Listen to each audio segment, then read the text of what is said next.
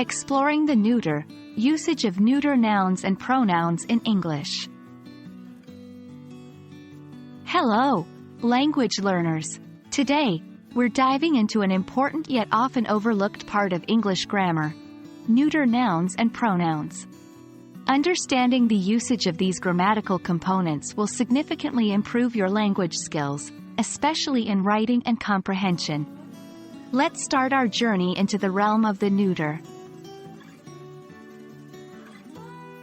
The English language primarily uses three types of gender: masculine, feminine, and neuter.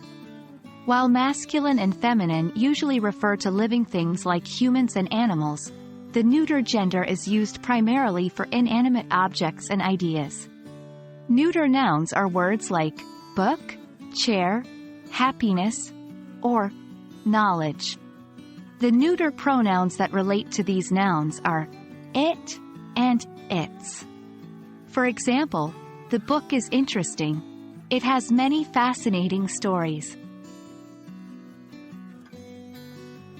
The pronoun it is usually used to represent a specific object, idea, or situation previously mentioned or easily identified. A simple example is, the cat is cute. It is very small. The pronoun its is used to express possession. Example: the cat ate its food. One important point to remember: it and its can sometimes be used for a baby or an animal when the gender is not known or not important. For instance, look at the baby. It is so cute. English language is always evolving, and recently, the use of they as a singular neuter pronoun has gained acceptance, especially in informal contexts or when referring to someone who does not identify as male or female. For instance, if you don't know who left a coat at your party, you might say, someone left their coat. Even though someone is singular, we use their instead of his or her to avoid assuming a person's gender. So, there you have it. Now you're more knowledgeable about neuter nouns and pronouns, and how they're used in sentences.